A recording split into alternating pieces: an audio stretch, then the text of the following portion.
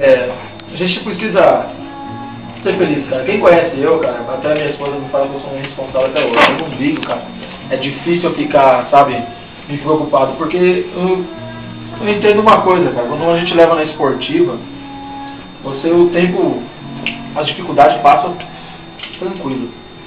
Então eu quero, em Gênesis capítulo 12, se vocês quiserem anotar, se vocês quiserem ler também, fica à vontade. Pode ir. Eu tenho uma hora, Uma hora. 12? 1h30. Gênesis capítulo 12. É a introdução aqui. Irmão, eu fiquei meditando hoje no que Deus queria falar hoje aqui comigo e com vocês.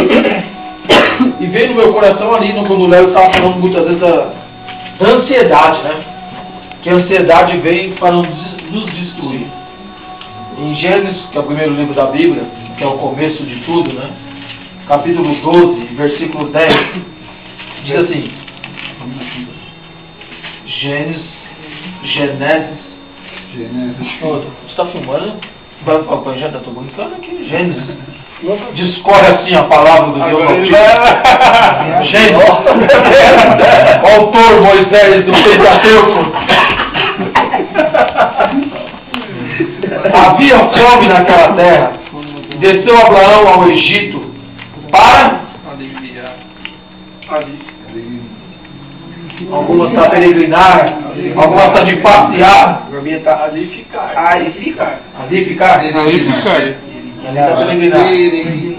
Peregrinar. Porquanto a fome era grande na terra. E aconteceu que, chegando ele para entrar no Egito, disse a Sarai, sua mulher: ora, bem sei que és mulher formosa à vista.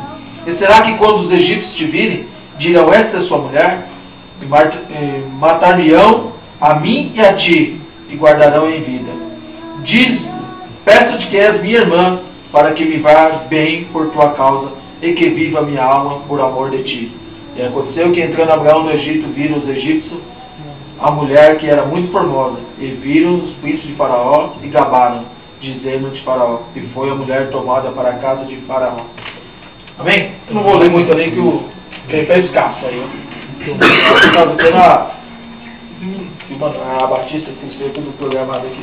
Queridos, aqui relata, todos já sabem do chamado de Abraão, do que Deus fez uma promessa para este homem, do que Deus prometeu para este homem, do que Deus tirou ele da tenda, mostrou para ele o que iria fazer, falou para ele: sai da tua parentela porque eu vou te guiar, eu vou fazer algo novo na sua vida.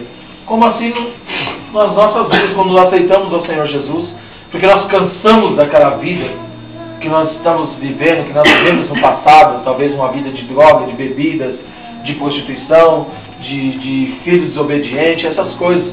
E nós, quando levantamos as mãos ao Senhor, nós queremos uma mudança de vida, nós queremos ter algo novo na nossa vida. E foi assim com a vida de Abraão. Quando Deus fez uma promessa, ele saiu para obedecer essa voz, de querer seguir e falar: olha, eu vou porque eu acho que é um caminho maravilhoso, que Deus fez promessa. Deus tem promessa para as nossas vidas também. Só que, o decorrer do tempo, o que vem? A ansiedade vem tomar conta dos nossos corações. Aquele desejo de que as coisas não estão acontecendo. Será que Deus fez isso para mim? Eu não aguento mais. O que eu vou fazer? Olha o que eu estou passando, irmão.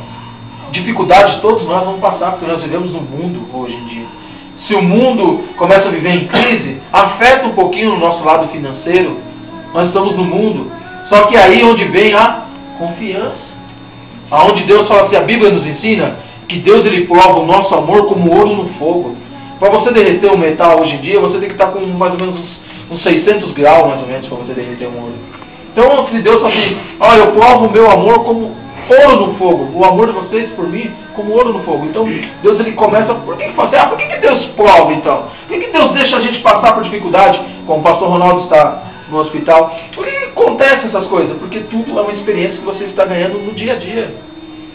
Imagina se Deus acrescenta na sua vida tudo que você pedir. Será que você estaria aqui? Eu vou ser bem sincero, vocês acham que Deus conhece o meu coração? Talvez tudo que eu pedi, se eu estivesse aqui, eu ia ligar para ele e falar: Léo, hoje não dá não, irmão. E estaria onde? Viajando. Eu ia chegar e falar: Léo, não deu, alguém estava uma desculpa. Então Deus ele conhece o nosso coração. Ele vai nos acrescentando conforme nós vamos nos preparando. E Abraão não entendeu isso.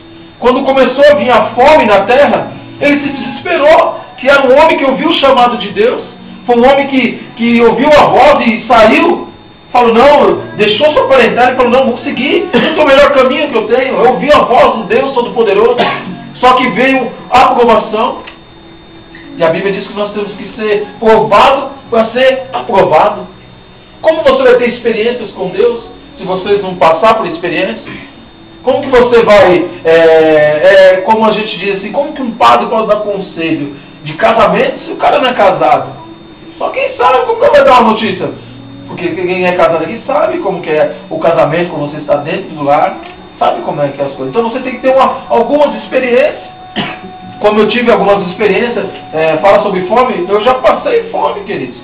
Eu já tive época que eu vi minha esposa escovando os dentes com sabonete. Isso doía meu coração, mas só porque não tinha pasta de dente em casa.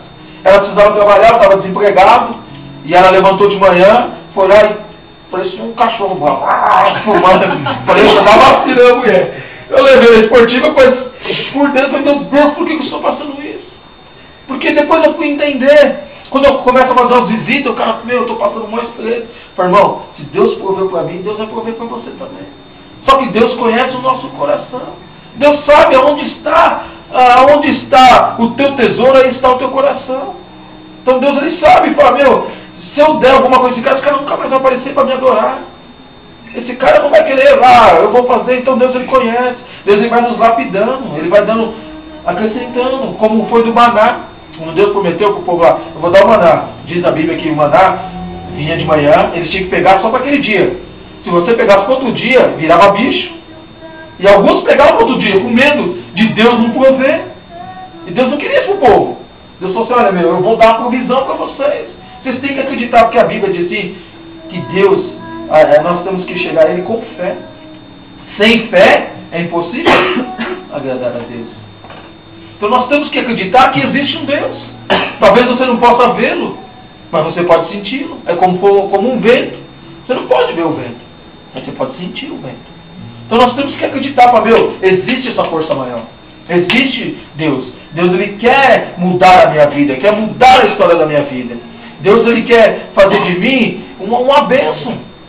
Ele quer fazer de mim algo que está falando na Bíblia. Eu quero ser um ótimo pai, como vocês colocaram aí. Eu quero ser um ótimo esposo. Eu quero ter a felicidade. E aonde nós vamos ter felicidade? Quem é o dono da felicidade? Então nós temos que entender que muitas vezes o que nós estamos passando, isso nos tem que nos aproximar de Deus, pedir uma direção para Deus. Ó Deus, isso está acontecendo na minha vida, me direciona. Aonde o Senhor quer que eu vou? O que quer que o Senhor quer que eu faça? O que eu tenho que fazer nessas horas? É nas horas mais difíceis, irmão, que nós temos que estar dentro da casa do Senhor. Eu sei que é longe para vocês, cara. Eu acho que é um mistério, quando as pessoas falam assim, que os discípulos é igual o líder. Eu morava na Coab, a minha igreja era aqui no Nordestino, eu lembro, eu andava 1h15, 1h20, lá da Coab a pé pra cá, com a minha filha no colo. Quando eu chegava aqui, minha filha parecia que estava pesando 200 quilos, cara. Eu ia com 2 camisas e uma camisa reserva, porque eu chegava que estava pingando. Saía 3 horas de casa para ir pro culto, solzão de domingo, eu de gravata, muitas vezes. Aí eu até falava, poxa, Deus tem que pagar, meus discípulos têm que pagar o preço a pé, para vir para a igreja. Mas isso aconteceu comigo, eu vivenciei isso. E hoje eu estou vivendo o melhor de Deus para mim. Hoje eu estou vivendo coisas que eu olho para trás e falo, Deus, o Senhor está fazendo tantas coisas na minha vida. Deus, o Senhor está... Aí a pessoa fala, o que é? E eu, irmão, não vivo da igreja. Eu não pego R$1 da igreja, eu vivo do meu trabalho. E o mundo, todo mundo está em crise. Minha empresa estava crescendo, porque nós colocamos Deus em primeiro lugar. E a confiança em Deus. Salmos 37, versículo 4. Deleita-te no Senhor.